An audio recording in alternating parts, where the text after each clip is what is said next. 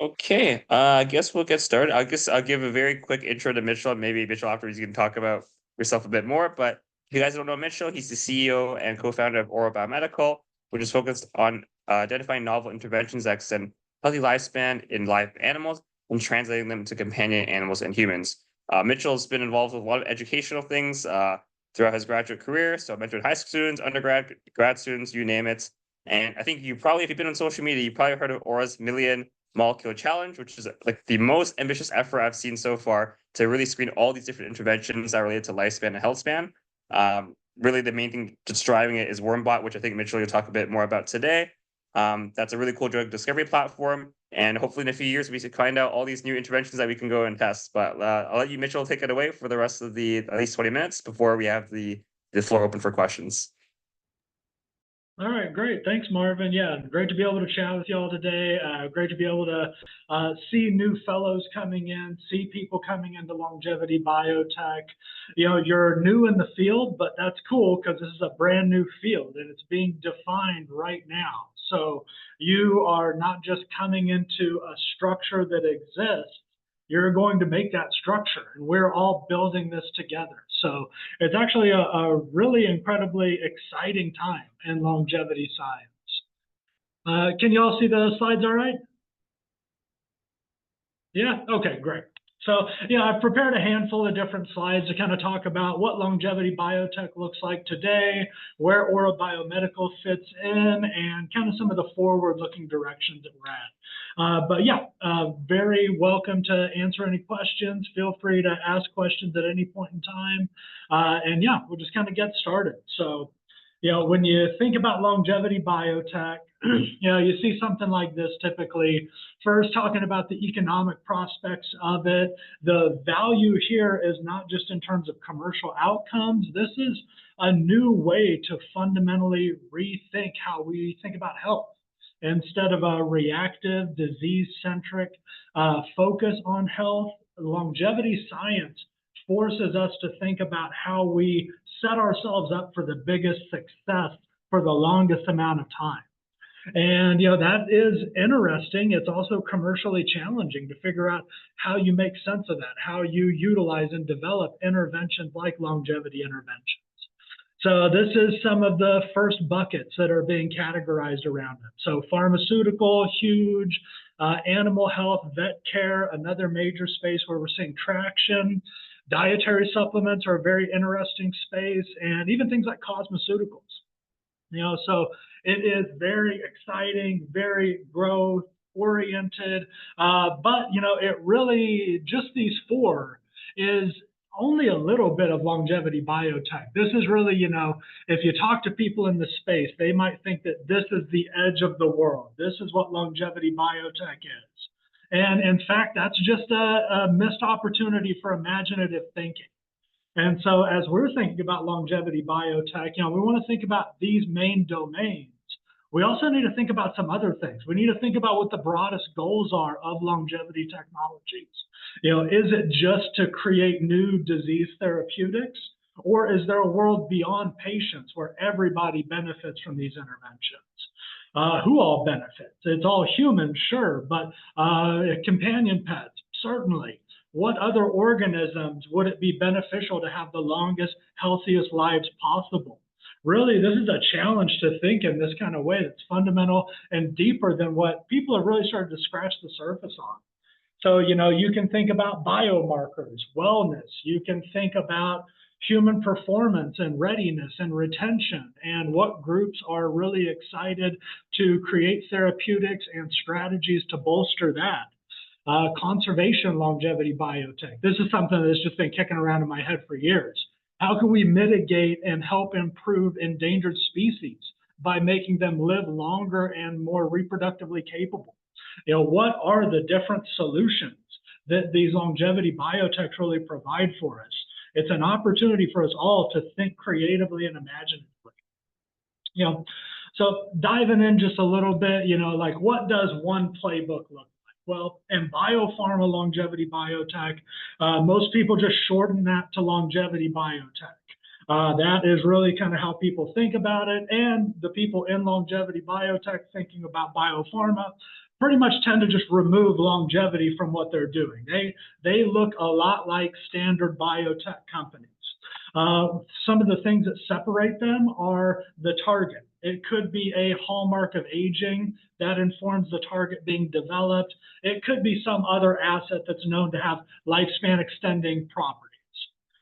So that's really where they get into the longevity side of the equation. Then what you do is you find a disease state, something to aim at. There's a whole suite of different disease conditions out there that people are developing as indications. You get your first FDA approval, and then you do label expansion from there. You know, the great thing about interventions that target fundamental drivers of aging is that they should work across multiple different disease types where, you know, your first indication gets points on the board, then you just keep expanding around, bringing out and developing further uses for these interventions. And there's some things that are fundamentally cool about this. You know, one, it is solidly in the geroscience theory paradigm. This idea that there's a fundamental set of unifying features that end up driving aging, chronic illness, morbidity, and ultimately death. So these kind of playbooks really utilize that geroscience idea that if we get at the fundamental drivers of aging, we are going to have a new opportunity to treat a myriad of different disease states. So that's something that's really cool. It also disrupts this kind of biopharma idea that a molecule can only be useful for one disease. That's highly artificial. It is completely arbitrary. When you look at it from a geroscience perspective, we know a lot of drivers of disease aren't going to function in this one molecule, one disease mentality. And when you look at FDA compounds, there's a lot of repurposing that happens, and there's a lot of things that we don't really understand why they work all that well. So, you know, metformin is kind of this classic example. It's given to people with diabetes, absolutely, but it has a lot of other things that it does. People are not totally sure what all metformin does, especially what the target leading to the actual therapeutic benefit is. So there's a lot of open question there. And, you know, this ultimately creates new therapeutics. This creates new therapeutics for new diseases. Some of them are hard, intractable diseases.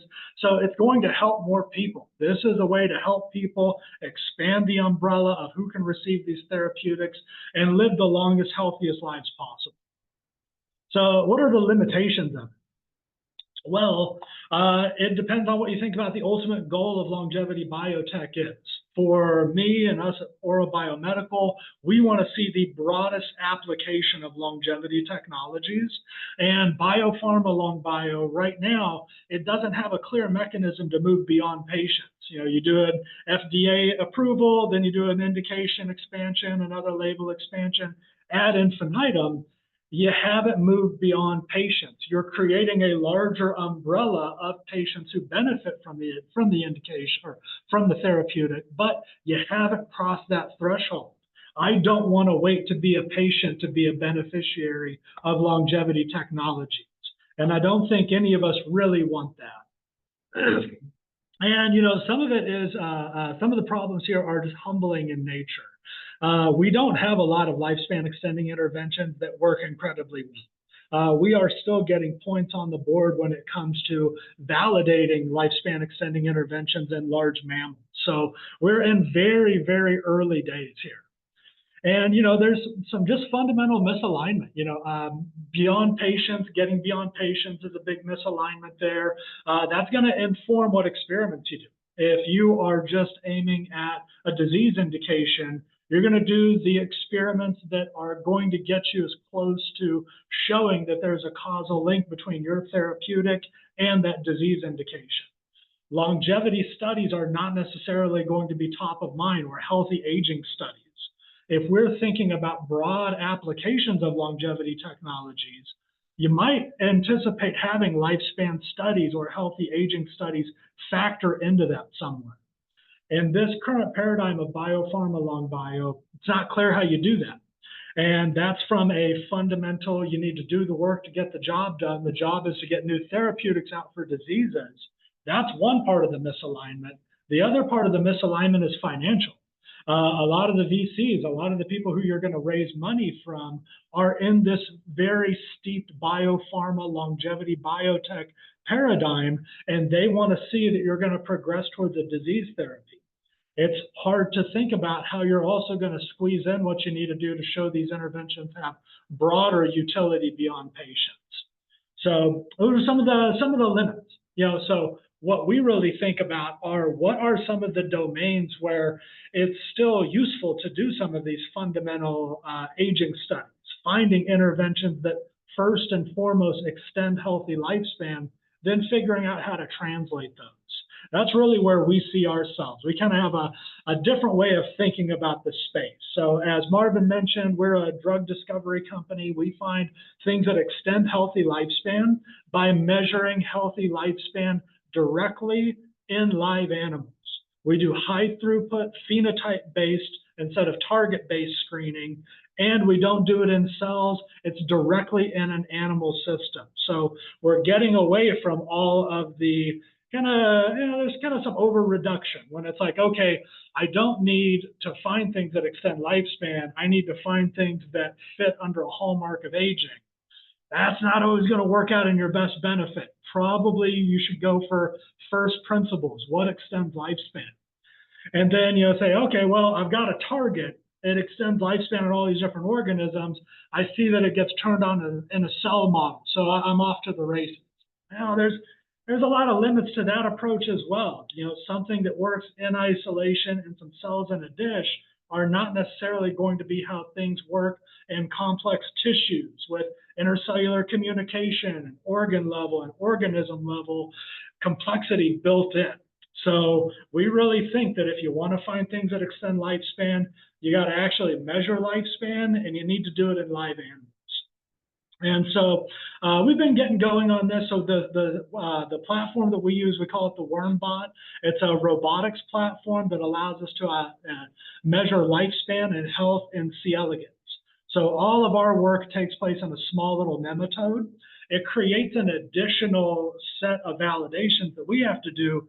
So once we find something, we have to ask the next most important question: does it work outside of nematodes? There's some good reasons to shorten the lifespan of a nematode for human health. I haven't thought of the good reasons to extend nematode lifespan in the service of human or other animal health. So we got to go into mammals after we find things that work. And so that's how we move that forward. And so I'm going to tell you a little bit of some of the open access stuff that we've done. So we've got an online database. As Marvin mentioned, we heavily promote what's called the Million Molecule Challenge. And this is kind of a field-wide goal, but one that we see ourselves taking a lead effort in. And that is screening 1 million interventions for increased lifespan directly. And so we're starting to put that together. We have this citizen science kind of approach where anybody can go onto our website for $100 for a single intervention, $200 for a combination intervention. They can select among FDA approved and other natural products, and they can do experiments with us. You pay the money, we're going to do the test, world-leading scientists and experts are going to generate this data, and then we send you over a report. And we say, did your intervention work or did it not work? Should we retest it? How else would we want to check this out and learn more about it and engage? We saw a lot of this as a marketing effort. We weren't really sure what kind of financing we'd be able to raise through this sort of micro contract research kind of paradigm. It's been really beneficial for marketing. It's not the biggest cash cow in the world, but it's this really cool thing we get to do that's also exciting, and it really kind of compresses the distance between science and the public in this way that is kind of bold. We're doing experiments and then we put the data online. From a scientist, if you spend much time in a research lab, to just go from, all right, I compiled data, I analyzed it, now I'm going to make it as broadly publicly available as possible. That's kind of bold from a scientific point of view, but it's something that we like a lot. And you'll see we've got a little over 100 or so interventions and combinations that have been sponsored. That continues to grow. We're figuring out how we can also use this database and data hub to show what we're doing internally as well. So this Million Molecule Challenge is an open access database. We also do a lot of internal drug discovery as well. So we're thinking about ways to combine both of those and have one view that everybody gets to see what we're up to. So I invite you to have a look, check out the QR codes, screen through, see if your favorite intervention of interest has been tested yet. I am going to tell you just a couple little small stories. So we started, we're out of Matt Kaberlein's lab. Matt Kaberlein is one of the pioneers in the biology of aging, who, one of the major contributions that he did was to make this connection between mTOR signaling and lifespan. So he showed that very compellingly in yeast, that when you turn down genetically aspects of TOR signaling, you get an increase, pretty impressive increase in lifespan. And then that's been shown in a lot of organisms. So first thing that people ask is, okay, well, how does rapamycin work? Well, we tested it and it didn't work.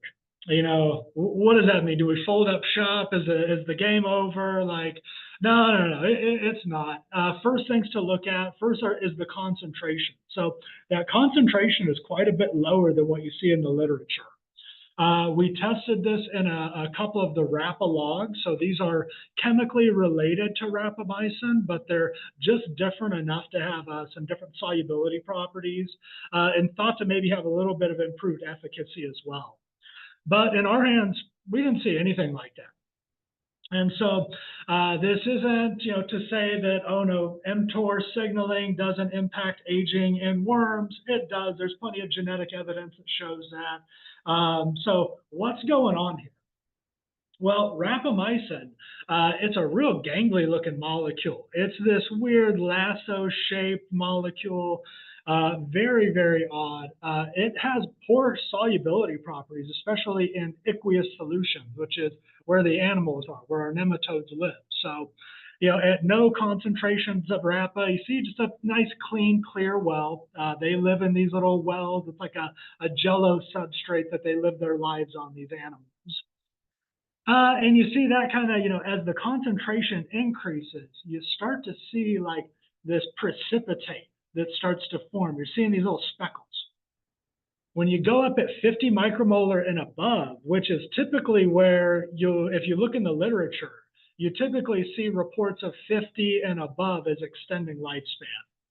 This is what that looks like on a plate. And this has been a known thing for quite a few years in the field.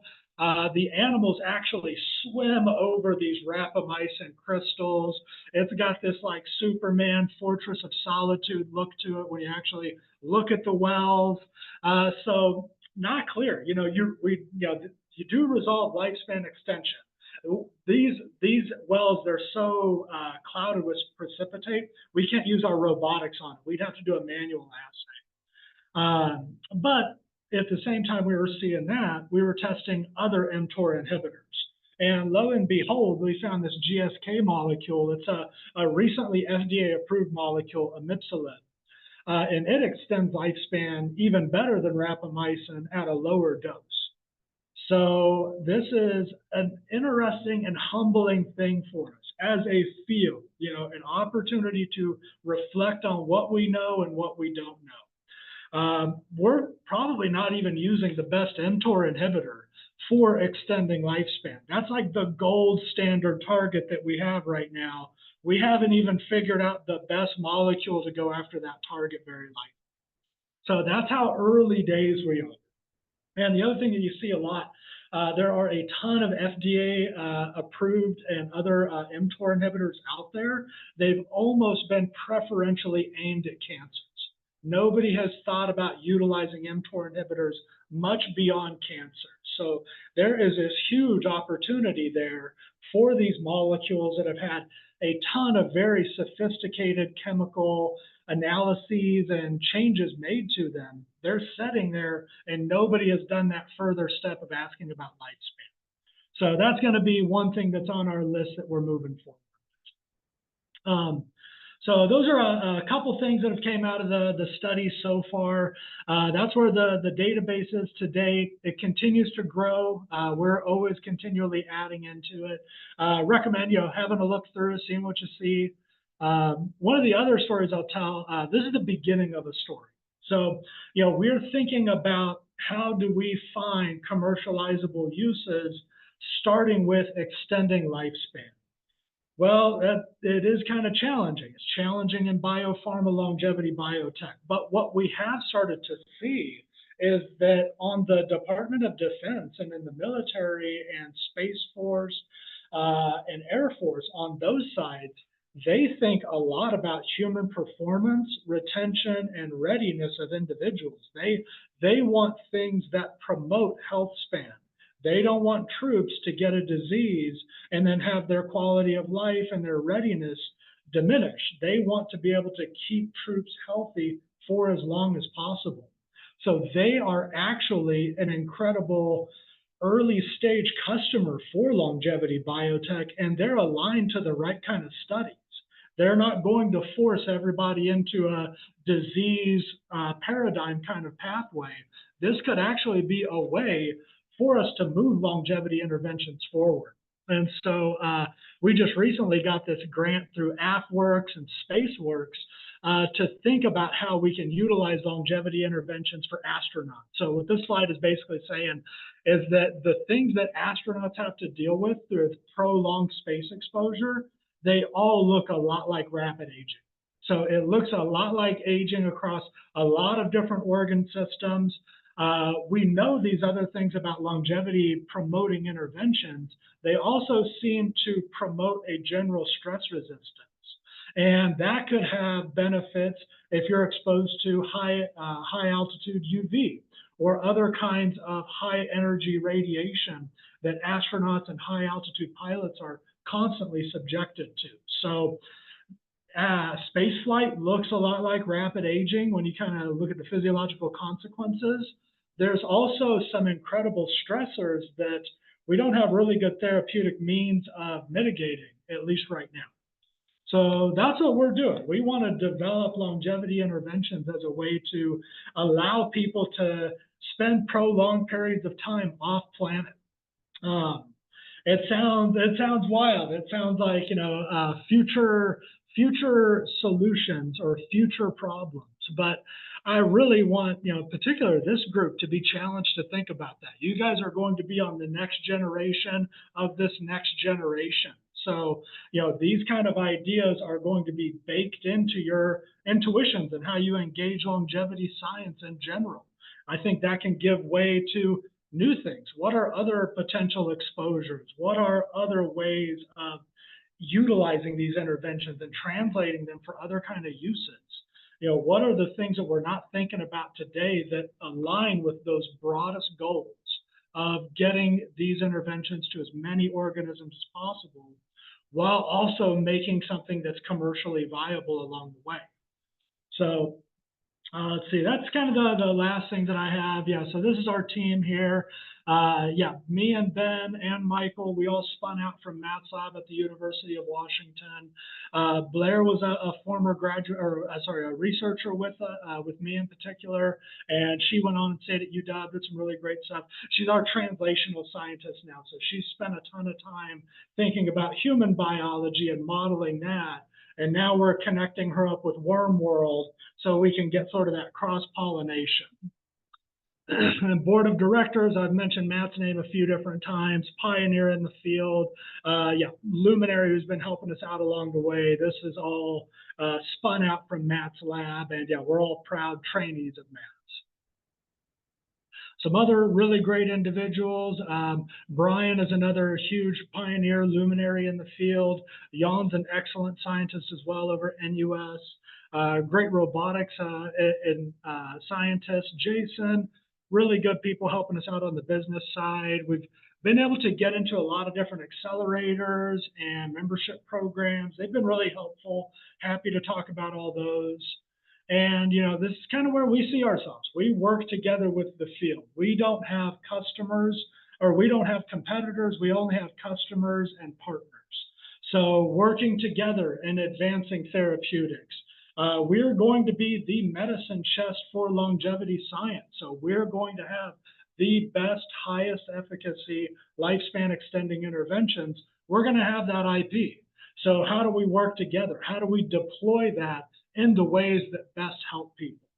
And then what I've also talked about, some of the micro contracted work that we do, but we also do other kinds of contracts to keep the lights on and bootstrap. And with that, I'll be happy to take any questions. Wow. Okay, Mitchell, that was great. Honestly, you've got me thinking about the future scenarios of collaboration between space and longevity. Honestly, really cool to think about. But to start off, I think I'll take it way back to your history, actually. And I guess tell us a little bit about when you first became interested in longevity. I guess walk us through your career. What was the initial moment that kind of sparked that longevity curiosity? Yeah. So in my academic training, I was a philosopher first and a scientist second. I was always passionate about, studying religion, life itself, very generally stated. I grew up in rural Oklahoma. There weren't a lot of scientists there, but there was quite a lot of metaphysical thought around. So thinking about philosophy, thinking about things like that was a big passion. I always get intrigued by things that I didn't realize were open questions, things that you don't get a chance to think about until it's presented to you. And that's how biology of aging was presented to me. I was doing a master's degree in neurodevelopment, thinking about what the next step was. I saw a talk by Cynthia Kenyon, and she was talking about the genetics of aging in C. elegans, which is what I was studying at the time. And it just totally blew my mind. I had no idea that there could be genetic regulation shaping aging. You look around the animal kingdom, it should be kind of obvious there's something more than just entropy going on behind the scenes. But I never really made that connection. And so once Cynthia showed that you could change and mutate genes and extend lifespan, I was hooked. I've never looked back since then. That's amazing. So I guess C. elegans was the start. So I guess jumping back to Ora Biomedical, sometime in between, I guess, hearing this talk from Cynthia and starting Ora Biomedical, did you always imagine that Ora Biomedical, or I guess the type of biotech company you ended up creating of the area of longevity, was this always your plan from undergrad and grad school, or was there a pivot at some point? How did you get here? Yeah, absolutely. So I was an academic, from the first moment I got into the university. I imagined having a lab at some university, moving forward with research of some kind. But I was very open about that. That was the goal, though. As I moved forward in my studies and I learned more of what I was really passionate about, which is identifying drugs that extend lifespan. Like, I'm a drug hunter. I just want to find things that increase lifespan and then find other things that do that, and then figure out how they work across natural genetic variation. This is also another thing that we have not even started to scratch the surface of in longevity biotech, and we're barely engaging it at all in the basic biology of aging. It's how natural genetic variation is going to shape how these interventions work. There are no magic bullets. There are no things that will work across all people in the exact same kind of way. And we really got to be cognizant of that. So I was passionate about those two things. Finding drugs and then testing them across a bunch of genetically diverse organisms. That's hard to get a grant around in the typical NIH funding landscape.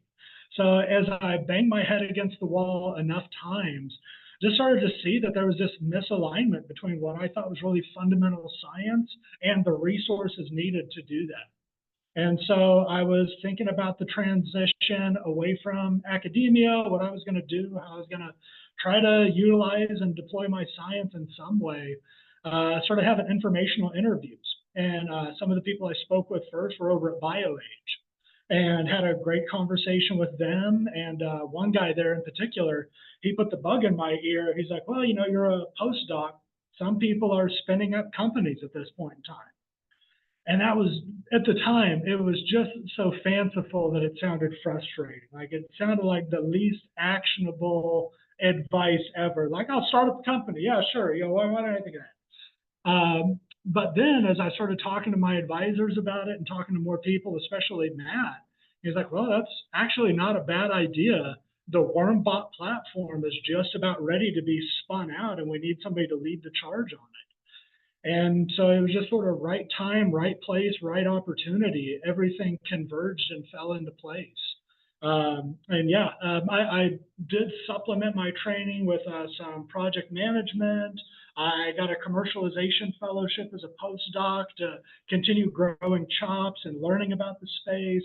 I've always really, really tried to challenge myself to get myself educated in whatever new domain I'm going into. So, on the bus some days I'm reading about IP law. On other days I'm reading about how to grow a sales team and marketing and finance and all kinds of things like that. So, keeping an eye out, the advice I'd give is keep an eye out for opportunities, but know that every opportunity has a substantial investment cost that you have to make.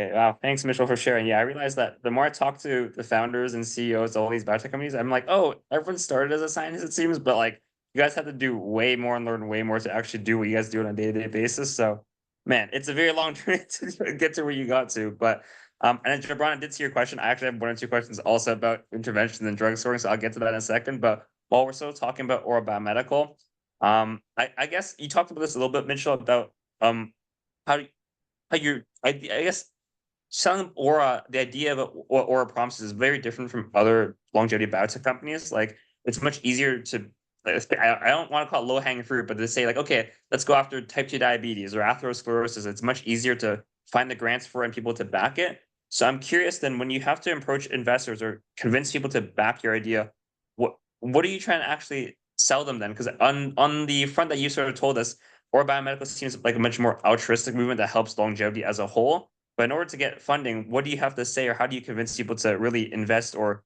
partake in your idea then?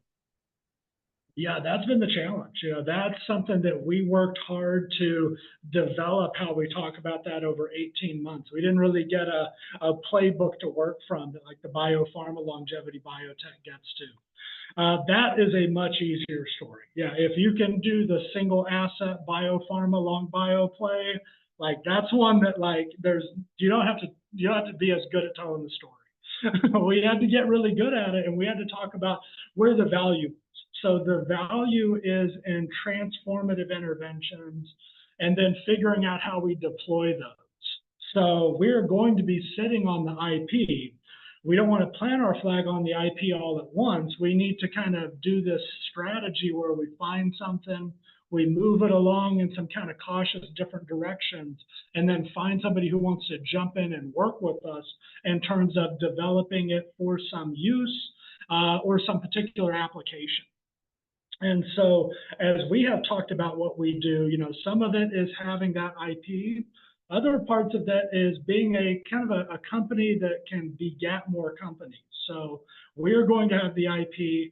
We can always license things out. So, the fellows here, say you wanted to spin up a single asset biotech company. Well, you could spend 5 or 8 years in a lab and hope you get lucky and try to find something. Or you could come and talk to us.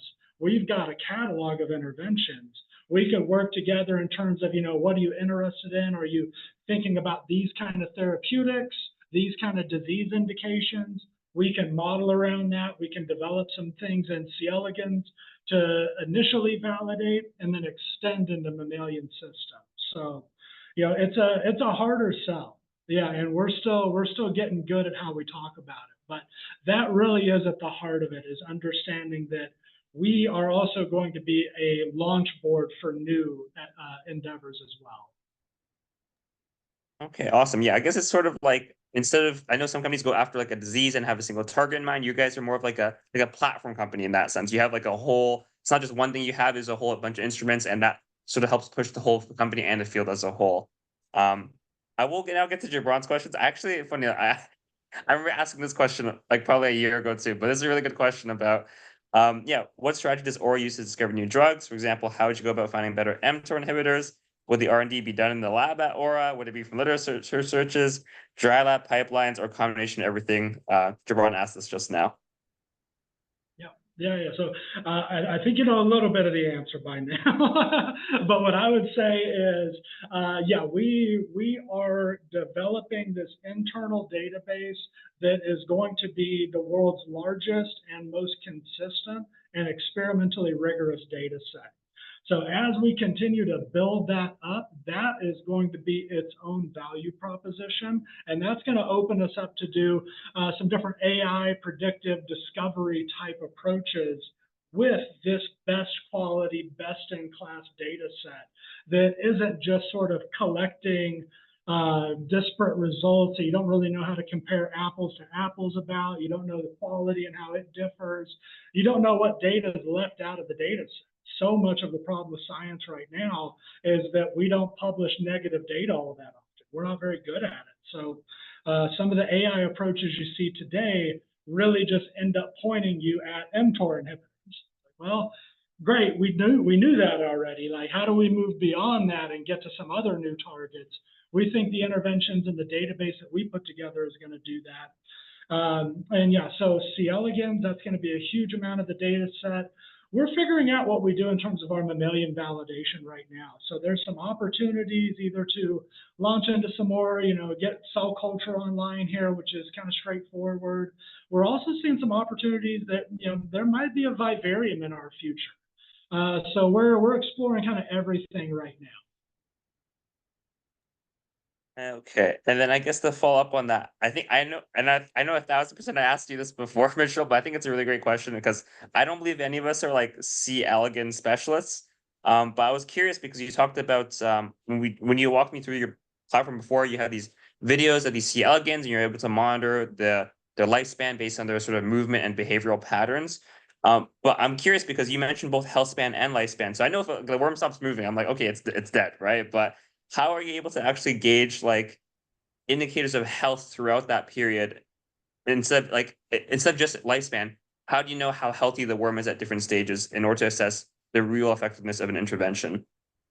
Yeah, no, that's something that is an incredible strength of C. elegans. So these animals, they all have the exact same kind of movement. It's this sine wave movement.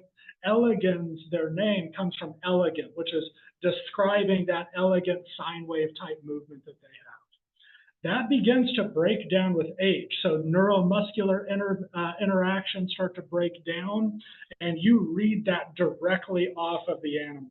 Instead of that nice sine wave, if it's a little jerky towards its head end, you know that you're having some anterior neuromuscular kind of breakdown.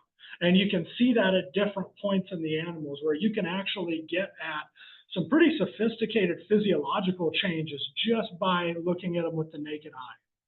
They also have very stereotyped behavior and interactions with their food source and amounts that they move.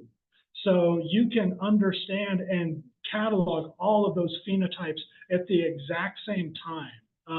Right now, we've identified, I think Ben's up to like 18 different movement, behavior, and health-related phenotypes that we can track all at the exact same time in the context of a lifespan study. That's opening us up to do sort of predictive clocks.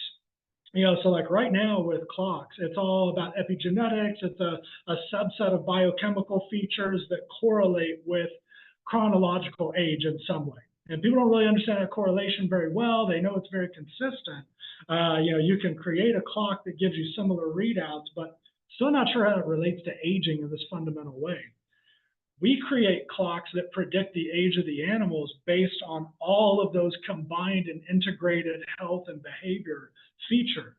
So when we say an organism is, 10 days old, but it looks like it's a 5-day-old young adult, we see that actually with our eyes. We don't need a biochemical assay to tell us that it's that way or another.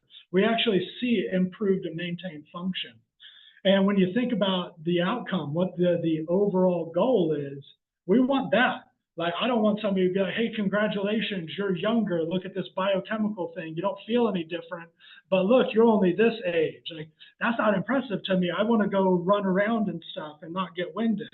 So C. elegans actually has some incredible power to keep our eyes on the ball, keep our eyes on what we're actually looking to figure out and discover.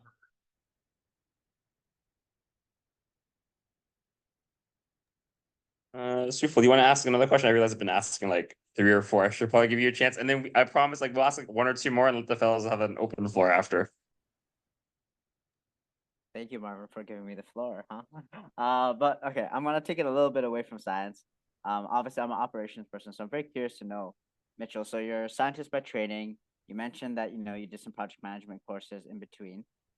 So I guess even with Matt as an advisor, what was your biggest struggle? What were the bottlenecks, the challenges you faced going from that scientist to CEO role? Like, were those project management courses, was that part of the solution to the challenges? Just tell me a little bit more about your journey in that sense. Yeah. So as a scientist, as a trainee, I liked other kind of weird problems. I was kind of a weird scientist. So I like to train people, grow teams, and then have them on the bench top and then manage individuals. And in Math's Lab, you're actually able to do that really effectively. So I manage teams of between 6 to 12 undergraduate, volunteer, and grad student researchers throughout my entire PhD. So, I had a really good experience with managing and leadership, and I generated a ton of data. But I actually, so that was one interface that was a fun one, was figuring out like, okay, you can create a bunch of data, but what is your rate of looking at it? How do you build in systems to analyze it, make sure it's looking okay, check in on it? At what cadence do you want to do that? We learned this lesson a couple different times, that you just have to always look at the data. That is such a first principles type of thing. But after every assay, you need to QC it. You need to make sure things are looking right. Kick the tires and just see that things are good. That has been a lesson that I wish I had learned already by now, but we still learn that one. Other things are just operations. The devil's in the details, and it's really easy to be like, this isn't a hard multi-day protocol for some extraction, so I don't need to think about it as much, or it's kind of in the more details category. Like, no, like, actually, you have to have, even the most simple systems get weirdly complicated when you have multiple individuals all working in the same systems. And so that was something that I think has been all of us that are figuring it out. So we're all scientists turned entrepreneurs, and like some parts of it are just, how do we do our contract management? Like, okay, somebody sponsored an intervention. Where do we want that to live at? Do we want to live in this database? What are the rules around that? Let's devise some rules and then always be conscientious of following the rules. It sounds really simple, but it actually gets really complicated the more of those simple systems you have. Okay, I'm gonna open the floor up because I realize we're coming short on the hour. So, Joshua, I saw you ask the question earlier. We'll just start with that, and then Mohammed, I believe you raised your hand very briefly, so I'm sure you have a question there too. But Joshua asked, how much equity does allow you to develop the IP asset in demand/deserve when you spin up or start have a startup from it? Yeah, so the equity thing is something that is really tricky to talk about. We set ours up in kind of the most extreme egalitarian kind of system as possible. We said, okay, everybody's going to get one amount of equity, and then you're going to add amounts of equity for each additional thing that you're doing. That was an okay way to start it, but the other thing that you got to bear in mind is where the value creation happens. So if it's something that at startup is worth $1 million, 4 million, 10 million, you're going to be growing that into 100 million, $1 billion company. So 90 or more % of the value creation happens outside of the lab after the technology is licensed. And so you also need to incentivize people doing that work to do the value creation. That is one of the hardest things for academics who stay in academia, or a PI who, it's their lab, they're the one who's been working on the technology. That can be a hard thing for them to appreciate, that it's like, okay, you did a great job, you got it to this point, Now to get it 100-fold more increase in value, that is all going to happen. Maybe you're going to lead the charge on it. Maybe you're leaving your academic lab. That's one thing. If you're staying in your academic lab and empowering people to do that, they've got to be aligned, or you're going to lose those people eventually. So I don't know how helpful that was as a comment, but that is definitely something sticky, and I'd be happy to chat with anybody about it privately if they're kind of in that morass right now.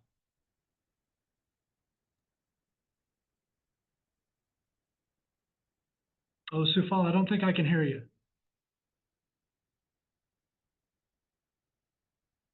Yeah, still not. One more time. There we There go. we go. I was just saying, Mohammed, if you want to go ahead and ask your question. Oh, yeah, absolutely. Thanks. So I just had a question about the million molecules challenge. That sounds super interesting. So first off, how much does it cost to get a molecule screened? And should you see some success, some anti-aging success with that molecule, how does the IP work? Does it become proprietary for you guys, or does it go to the customer who ordered it? Like, how does that work? Yeah. So so on the website, there's a drop-down menu, and you can select from interventions there, and it costs $100 for a single intervention, $200 for a two-way combination. If there's anything that's not on the list that you'd like to try out, we can do that as well through a separate contract.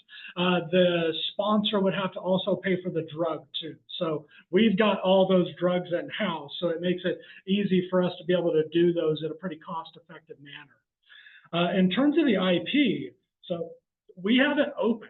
So there is open development rights for sponsors. We have right of first refusal in terms of working together to develop it. And the way how we think about that is like, okay, cool, you got a hit, you got something that extends lifespan. You're not going to go rush off to a VC with one experimental piece of data and go try to get money around that. Like, you need to do it a couple of times. You probably should do a dose response. You can think about different ways to add value to that data package. And we're obvious people to work with you in that regard. So we're doing that in the sense of not wanting to kind of protect it and maintain it necessarily ourselves, but just because we can help you move that along. And then we'll work on, what that looks like. What we don't provide are rights in terms of publicity and publicizing and things like that. So, talking about I sponsored the Million Molecule Challenge, here's my data, putting that on social media, that's one thing as a private individual, and that's cool. We're working with companies right now who we're seeing some lifespan extending effects with their things that they have on the market. So then the question is, how do we put our name behind that? We did the world-class science. So, we believe in what we've done, but there's also something to be said for kind of keeping those rights and understanding what those rights look like. We don't necessarily want our name posted on every billboard with every, thing that we test. Or maybe we do, So, but either way, we retain all of those rights. And that's something that we're kind of learning more about, that sort of why that's a good idea for us. Yeah. Was that helpful, Mohammed? Yeah, it was. Thanks so much.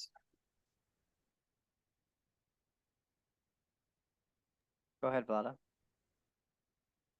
Thanks. I have a question a bit outside of the presentation, but first, thanks a lot. Super interesting. And I was browsing a bit your website and I found the announcement of Longevity Biotech Talent Network. Is it like purely HR thing, or is it like some kind of a network initiative that you're plan to develop? Can you tell more? Oh, sorry, what was it? Which initiative again? Longevity Biotech Talent Network. Yes. So those are things we want to do, but we haven't had a lot of the time and dedicated resources to be able to do it. So they're kind of buckets that we've defined that don't have any kind of content or any kind of stuff in them right now. But it speaks to our passion and deep engagement with teaching, training, networking, mentoring. That is something that's a passion of everybody on the team. Part of what we do is we have to do outreach. We have to educate people on what this looks like. We've got to kind of temper those dystopian intuitions that a lot of people have that, these interventions are only going to benefit the very wealthy or a subset of individuals. There's a lot of educating that we all have to do. And we take that seriously in a lot of different ways. But right now, we haven't had as much time to develop those yet. Thanks.